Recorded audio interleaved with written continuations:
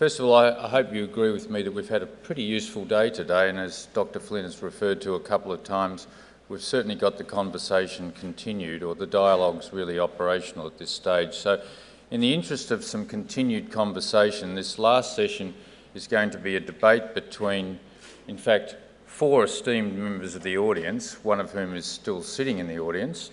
It's going to be about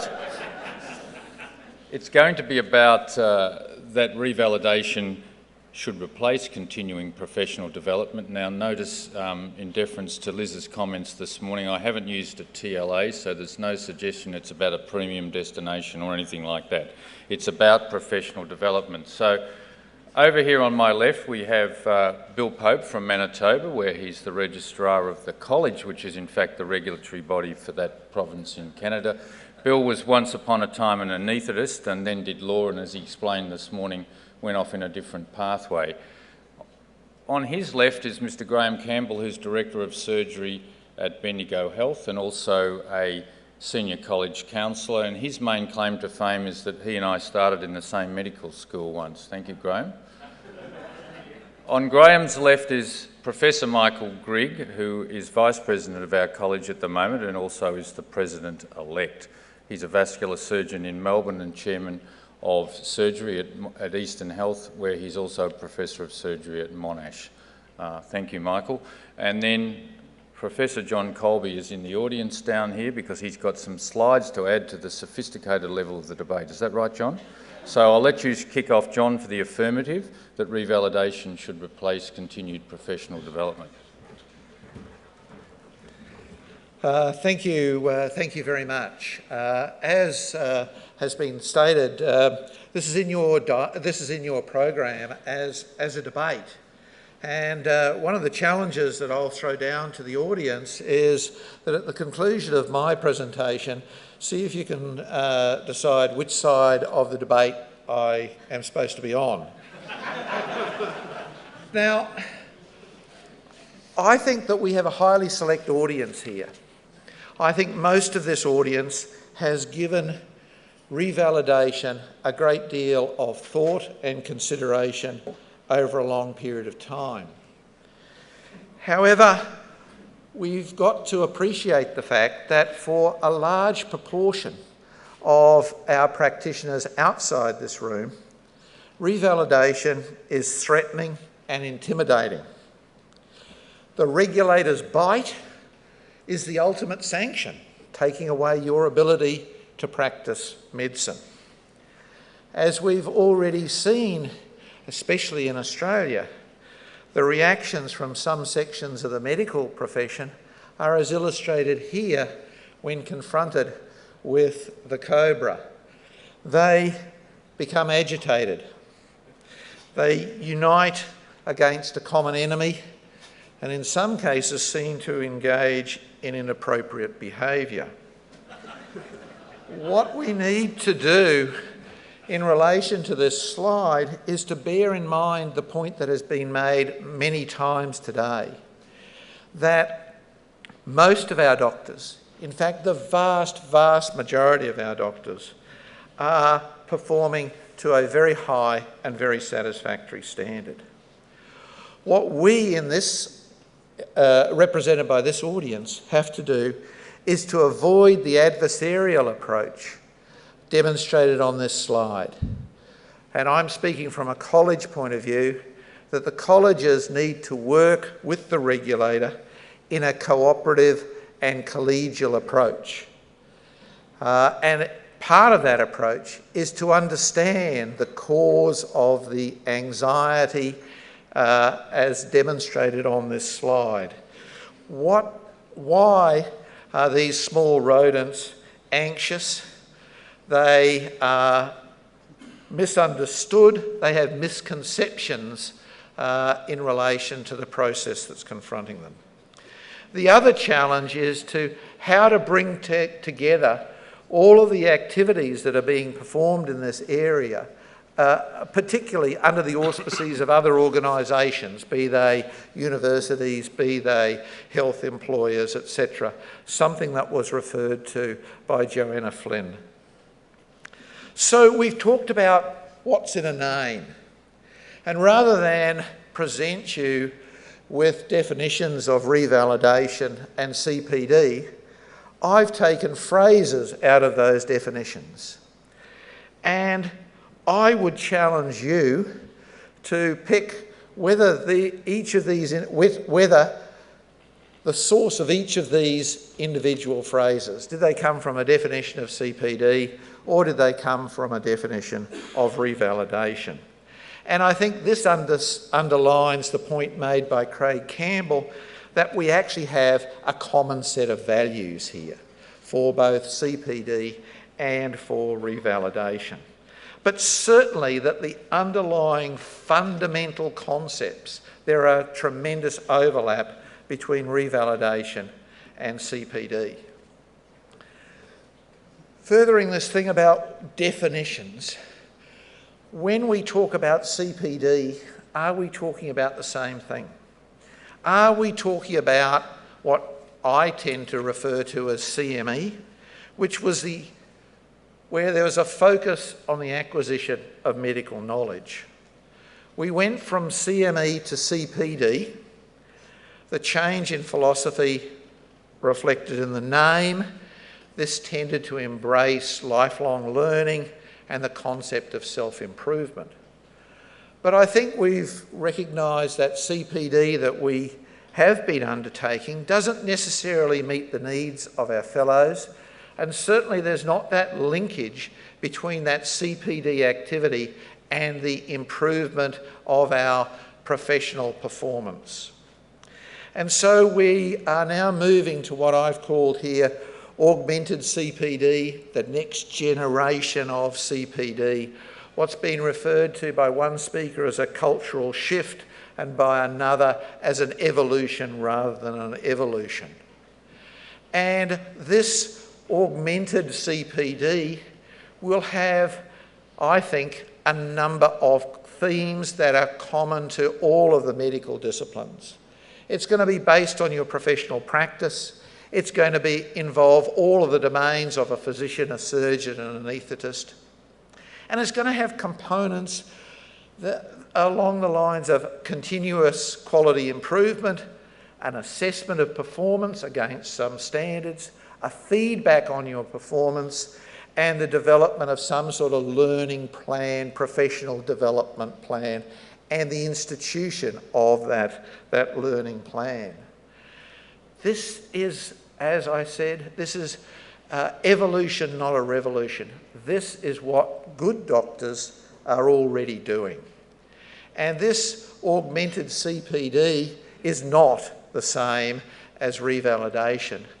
But I hope that these new generation of CPD programs will indeed meet many of the requirements of revalidation. So this is how I see revalidation and CPD. Revalidation is something undertaken by the regulator acting on behalf of the community. CPD is undertaken by the college. And these groups might come at this from somewhat different directions.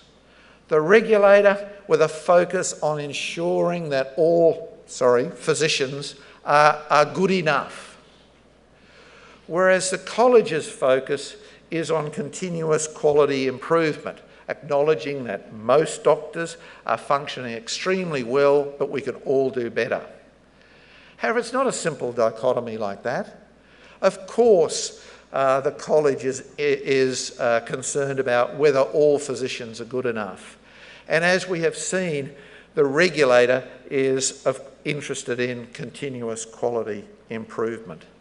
This is the common set of purposes that Craig Campbell referred to.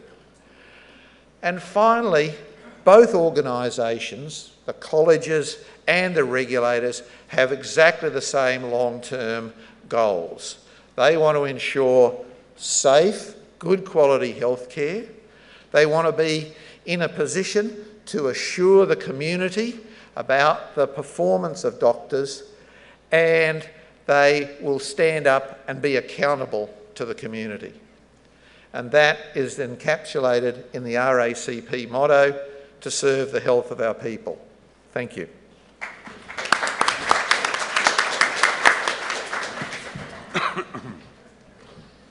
Thank you, John. Now we'll have Mr. Graeme Campbell. Thank you, Graeme. Thanks, Mr. Chairman.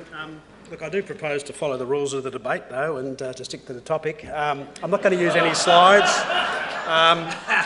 I think the topic was revalidation will replace CPD, and we just heard all day how great CPD is, so I don't think it'll replace it. But if I just very briefly, and I will speak briefly, and it's only my task to put one side of the argument. But the need. We've heard a bit about public need, and I don't think the case has been made out. I don't think we do know what the public wants, and I don't think it's been articulated. I know yesterday Steve was trying to get some media to this event on the bounds. This was a very important public topic, that there was a burning issue of public need. I don't believe there's any journalists in the room. It's not a burning issue for the public. We're arguing a little bit about semantics. I congratulate everyone that's spoken today, because until this point in time no one's mentioned Dr Shipman, because it's traditional when you talk about it to say that there's this Dr Shipman, and if only we'd had good CPD, that homicidal maniac wouldn't have killed all those people. So I congratulate that didn't come out from anybody, but there was a need to do something. And I think the crux of the question is, what is the problem? Are we trying to weed out bad apples? Because if we do, that's a regulatory approach. We heard from Bill when he spoke earlier in the day that the vast majority, even in his new system in Manitoba, come to attention not because of the regular performance review, but because of a complaint or an episode or a disaster.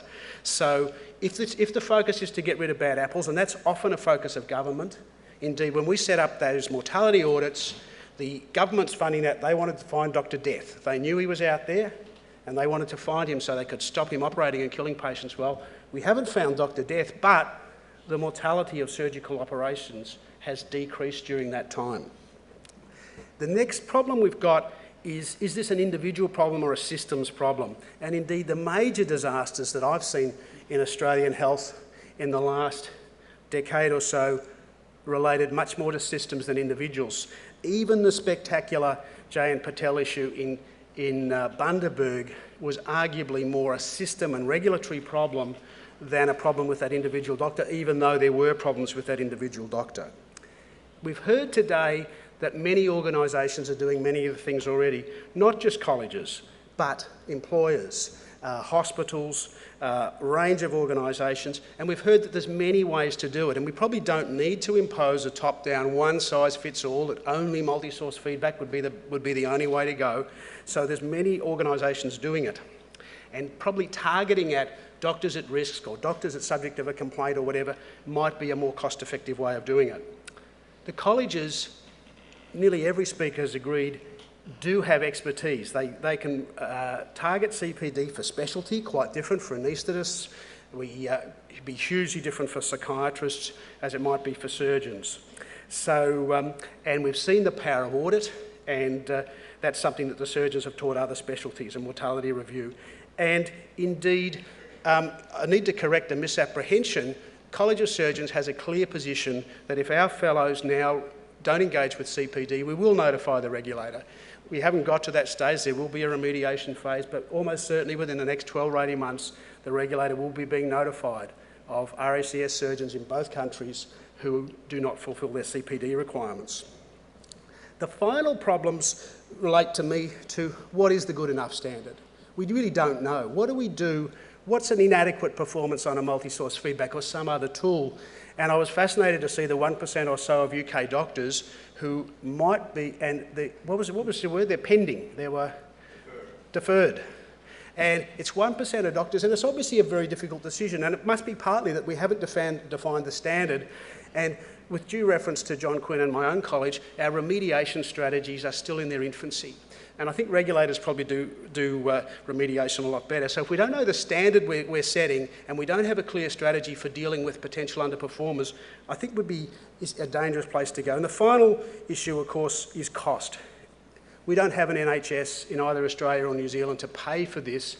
It will be paid for by the profession, and the profession will charge the public. So it will increase the cost of healthcare. And I'm not so much worried about the direct costs, but I am worried about the opportunity costs, because if we spend a lot of time, resources and money in this area, we're not doing it somewhere else.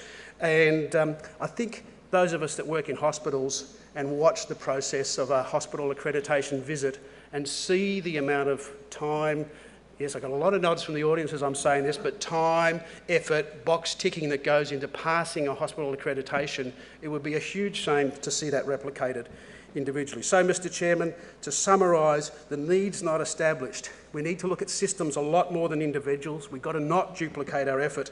Colleges are doing it pretty well. Some could do it better. We need to work hard on the standards and remediation strategies before we work out whether it justifies the costs. Look, frankly, we've had some wonderful imports from the UK into both our countries, but I'm not sure this idea is one of them. Thanks.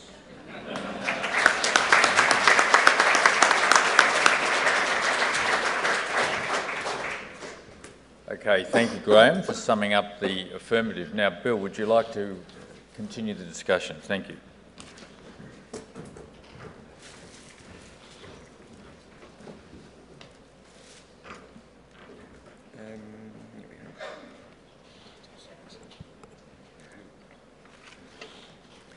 So, of course, I have the advantage of being a regulator, so I can make it all happen if I really want to anyway. Just a few comments. First of all, the slide that you have here indicates the province of Manitoba, which is one of the 10 provinces in Canada. Manitoba is in the middle of North America, not only east-west, but north-south. And there were comments this morning about the lovely, fresh, crisp air outside. Let me assure you, none of you has any concept of what crisp is like. Okay. When we left Winnipeg a week ago, the temperature was -31 with a wind chill of -52, which we consider refreshing, but others might find a little daunting. The other is that I think it was Craig today who talked about how the regulators would really like to have every member of every medical regulatory authority take a course on communication. I'd like to say that not only a course on communication, but also collaboration would be very valuable as well. I am an anaesthetist, and in Canada, interestingly enough, anesthesia falls, because our Royal College is a single unit for all specialists, it's divided into physicians and surgeons.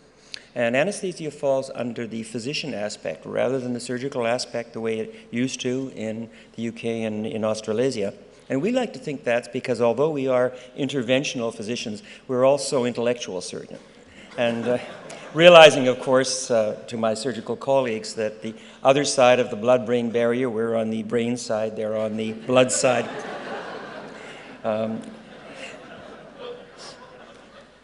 So this is a larger picture of our jurisdiction. And it's interesting because, like so many parts of Canada, 80% of the population is within 60 miles of the United States border, and then there are vast areas that go further in. In fact, the top of it is above the actual tree line for the Arctic Circle. And the little indent where Churchill goes in there is the Port of Churchill, which was founded by the Hudson's Bay Company some 250, 300 years ago. And if you think you're coming to the wilds when you come to Winnipeg today, it's almost unimaginable what it was like for sailors who took a year to get there back in 1670 when the Hudson's Bay Company was initiated. It's also the place to come if you'd like to see polar bears.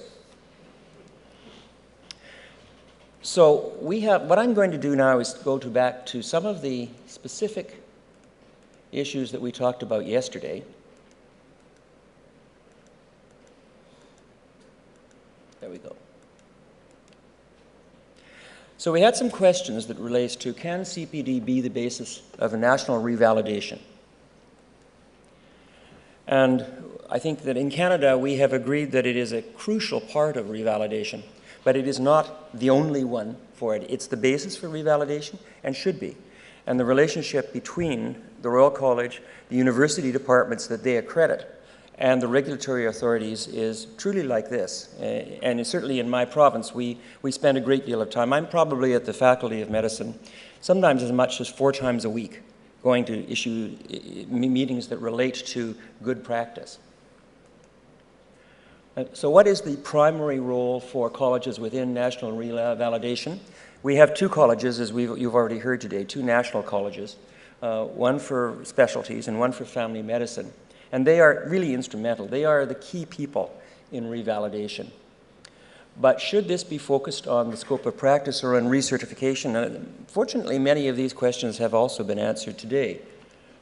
Because why on earth would we look at what a physician's practice was in my particular case after graduation 44 years ago, when in actual fact, what matters is the way we practice today.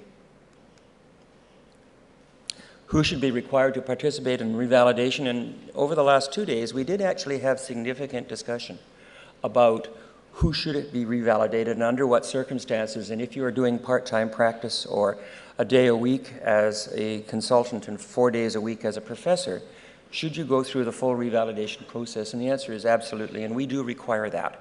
The Canadian jurisdictions require that because we're talking about competency in the delivery of care to patients. And most importantly, the issue of reporting. So to whom do we report? What do we report? How do we balance transparency, accountability, responsibility, privacy? And again, we've heard all those issues raised today. So what happens with reporting? Well, we actually have already processes in Canada where reporting is perhaps more open than it had been in the past. You're going there, and you'll be there very shortly, and I noticed that Australia is now in that process. New Zealand already is. There are, however, aspects of reporting to the college, that's my college, the regulatory authority, which nonetheless are reported and may result only in education. And I think I mentioned earlier today that our standards department can do a good deal of education without necessarily releasing anything. Joanna mentioned earlier in her talk, if there is a complaint, what can lawyers access? And the answer with us is the same as it is with her. Unless there is formal discipline with a case against a physician, and lawyers supporting that physician are then open to anything that will be part of that case, nothing goes outside the walls of our college. The public, who want to know everything, and the media, who want to know even more of everything, don't like that idea. So we have a balancing act that has to occur here.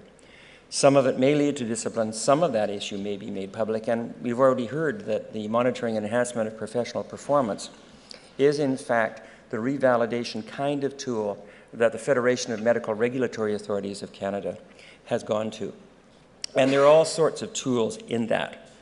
So although CPD is a crucial part of it, is perhaps the original basis of it, it isn't the entire story yet, but it might be. And I'd like to suggest that we're having a tripartite meeting today. I would further suggest that there is a tripartite series of organizations out there who need to work together, who need to share information, and some decision will have to be made about how much of what information. So we have not only the medical regulatory authorities and the universities / the colleges, but we also have what we call the regional health authorities, which in Canada are responsible for the expenditure of healthcare dollars in organizations. Hospitals all report to a regional health authority. And in many parts of Canada, fortunately, the chief medical officers of those regions may also be the senior chief medical officer of the medical school. And they know what we need, and we work together at an ongoing basis. So I would suggest that the future is a new kind of revalidation, which may be very inclusive. It will be those 3 jurisdictions. The other thing is, and I think that Joe Flynn and Peter Rubin, we've all said that, the ministers of health, the deputy ministers of health to whom we report, are constantly barraged by the public and the media. I have no false illusions after 20 years in my job that the only thing that really matters to the government in power is what the press is saying and the comments made by the opposition in the House. And that can be a very powerful tool to change, perhaps inappropriately.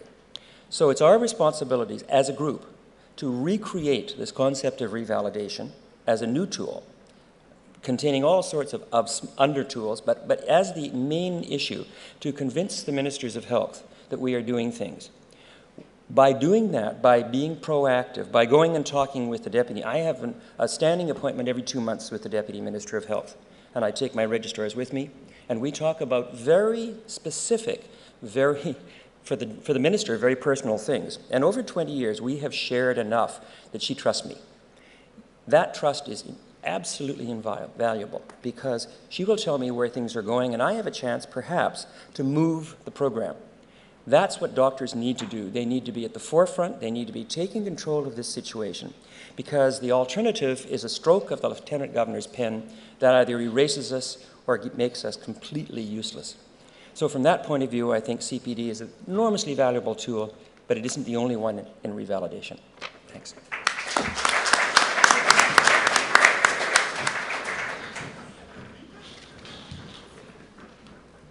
Michael, we've had two very slick presentations, I think, for the affirmative. Thank you.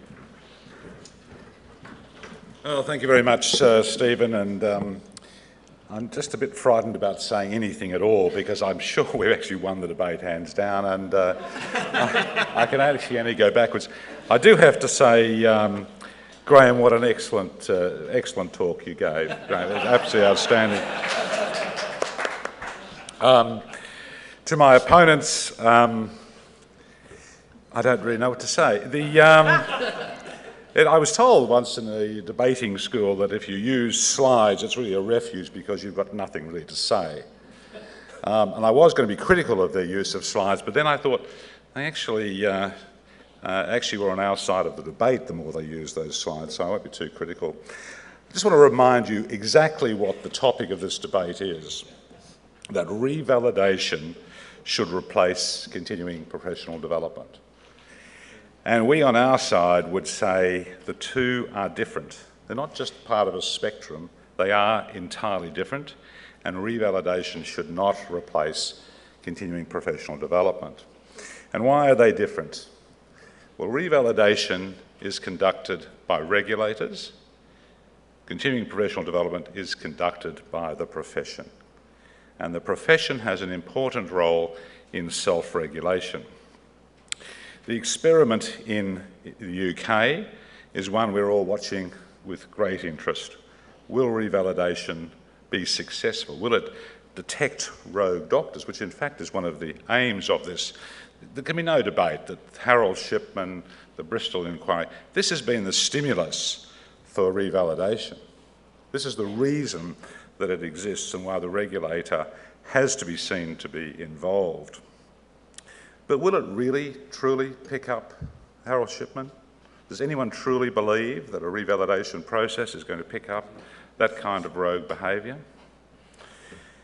I would put it to you that we actually already know in Australia, certainly, many of the underperforming doctors. Certainly in the College of Surgeons, we see it all the time, often in their training. The problem that we have is not identifying them. The problem we have is confronting the courts, the laws of the land, which are designed to protect the individual. As a professional organisation, we are trying to protect society. The laws are trying to protect the individual. And the people that we try to kick off training programs or we investigate in one way or another immediately seek recourse to the laws and almost invariably end up in protracted legal battles. Even the Medical Board of Australia would say that the amount of time they spend in court is entirely disproportionate. Now, in terms of the debate, I sat down and I tried to work out what were some of the advantages of CPD and what were the advantages of revalidation. Well, continuing professional development is designed to improve, to make things better, to make the quality of care we provide better. Regulation is, well, designed to find outliers, isn't it? It does have an advantage. We have heard the word feedback. Well, I've got to say revalidation does provide quantitative feedback. You're out, or you're in. There's the instant feedback. CPD can incorporate performance assessments, and often it is, and that's certainly the way that we're moving. Certainly looked at competence for a long time, now moving very much into the way of performance assessments. It's a continuous and flexible process. Revalidation, on the other hand, does have the advantage of empowering regulatory authorities. That's a big advantage. CPD is comparatively inexpensive, whereas revalidation is likely to be extremely bureaucratic and very, very costly. And it might be better, I guess as a professional, I would say it might be better for regulatory agencies to direct their efforts to developing criteria by which CPD programs might be accredited, rather than trying to revalidate every individual doctor. I think the big advantage of continuing professional development, however, is that it is generally seen as a good thing, a constructive thing, and is acceptable to the medical profession as a whole. And the evidence is that they are increasingly embracing CPD in this constructive, improving way. Can the same be said of revalidation?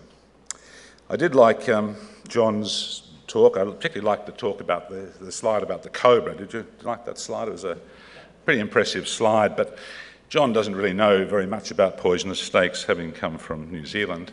Excuse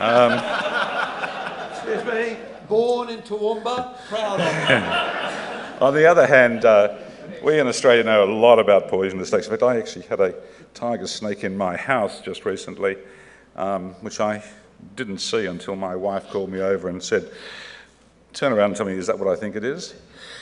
Well, being a surgeon, I did, the appropriate thing. I left the room immediately. In terms of Bill's talk, it was a fantastic geographic tour of Manitoba, wasn't it?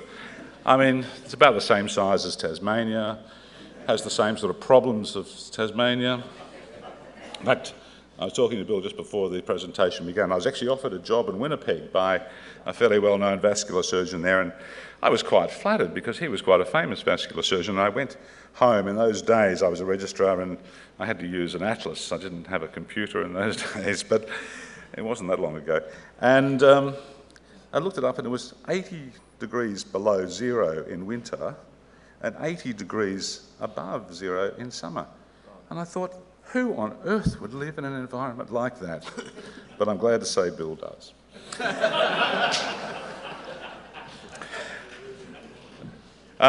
Ladies and gentlemen, I commend the negative side of this debate to you, and I hope sincerely that you vote correctly. Thank you very much.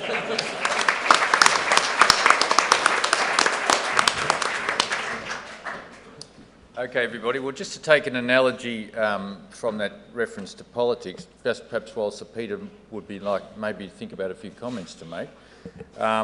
Could we have a vote then? Who in the room believes that revalidation should replace CPD, which is to say that the affirmative team won the debate as well? And that's for interpretation, but who believes the affirmative team won the debate, and who believes that the negative team won the debate? Is anyone willing to put a hand up? Okay, let's vote for the affirmative. The affirmative. Anyone voting for the affirmative?